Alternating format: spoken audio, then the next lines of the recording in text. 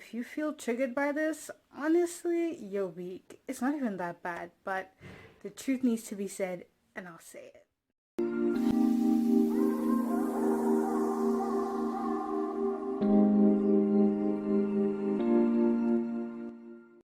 Hi guys, welcome to Naledi Dilena, and of course, it's Naledi. I hope you guys enjoy this video.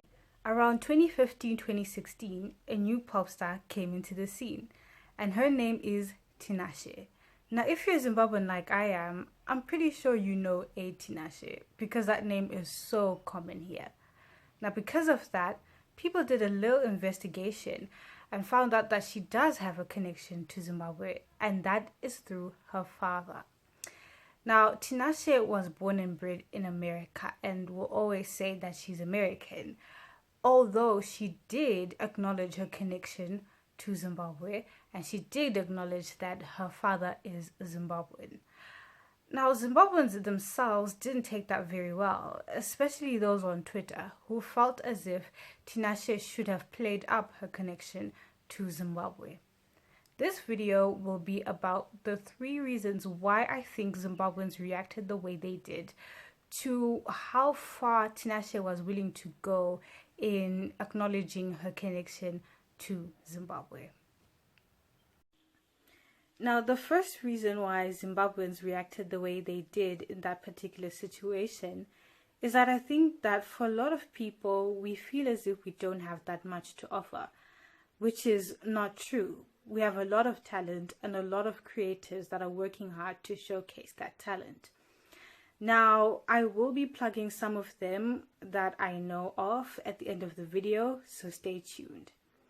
But the reason why I say that we feel as if we don't have that much to offer is because we don't have that big of a space in terms of the music industry of Zimbabwe. It's not as extensive and full of variety as perhaps the South African music space or the music industry in the UK and in the US. Another thing on top of that is that we place somewhat of an unrealistic expectation on them, and that means for a lot of us, we view a successful artist as someone who has presence in the United States, and not a lot of our artists have that, if at all. Now, they are famous and recognizable in a lot of international communities and international spaces, especially in Africa, and that deserves a lot of recognition and a lot of appreciation, but we don't give them that because we expect them to reach a certain level that we will be satisfied by, and because they haven't reached that level, we are not satisfied, and we think not so badly about them, but we rank them lower than the artists that we favor, because the artists we favor have reached the level of success we think ought to be reached, to be taken seriously. Now, I do hope this changes in the sense that we extend, or rather, really support the music industry in Zimbabwe such that we think that what we have is enough. But unfortunately, that's not the case right now. Now, with Tinashe, she represents something that we want, a Zimbabwean that's making it big out there in the United States. And unfortunately, because she did not play into that, people lashed out onto her. I really don't think she's at fault here, but her incident is a symptom of the problem, and the fact that we don't feel as if we have that much when we do, and we only support those that have made it to a certain level. Now, I think that if we were still to hold on to that metric of success as to, whether or not our artists are successful, we'll have to push them to that level in terms of support, buying their albums, and really repping them the way we rep other artists out there. Another thing that we should do is just really relax, because honestly speaking, there's not much to use right now in the Zimbabwean music industry in terms of equipment, quality producers, and all of that. Do we have resources? Yes. Are they a lot? Not really. And it shouldn't be surprising that we are at the space that we are at. My second reason as to why Zimbabweans reacted the way that they did, and I might get into trouble for this reason, is the fact that I really do think Zimbabweans are bitter. We are. I'm not gonna lie. And it's not really entirely our fault. I think we've just been let down so many times that it becomes disheartening. And so for Tinashe not to play up her connection to Zimbabwe, I think was just a reminder of hoping for something and it just didn't materialize. Now, Tinashe is not the cause of this, of course, but I think her incident is a symptom of what we truly feel and the symptom of the problem. Now, I really do hope it will change and that people realize that we just have to nurture the ones that we have here already in order for that to change. In due time, everybody will forget about this issue like they have already. But yeah, I just wanted to have this conversation because I think as Zimbabweans, we really need to do a lot of healing in terms of the expectations we have for our talent. Do I think we have amazing talent? Absolutely. And like I said, with the first reason, I think a little bit of the reason why we're unsatisfied with it is because we have somewhat unrealistic expectations. So a lot of the times we wait for our artists to get to a certain level until we represent them.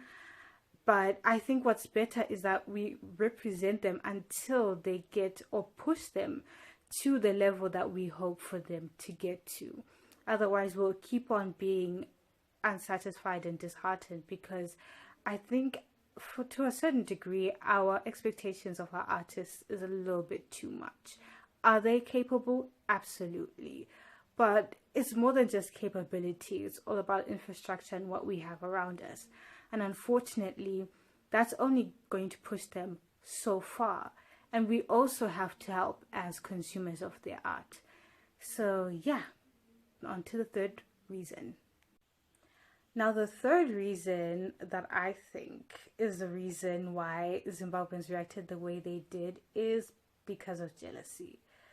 Now, for a lot of Zimbabweans, they see success as being outside of the country and doing whatever you want, or being in whatever industry that you dream to be a part of outside of the country. That is key. Not to say that they want to escape Zimbabwe itself, but escape what Zimbabwe represents and kind of the past we've had, especially in the last 2 decades. Now, Tinashe represents a dream that a lot of us have, a connection to Zimbabwe, yet a freedom from it. And because we can't have that, we're a little bit jealous of success. Now, you don't have to be Zimbabwean to know that humans in general can be jealous of somebody's success. But I think what I just explained, compounded on top of that natural human nature, makes the situation a little bit worse.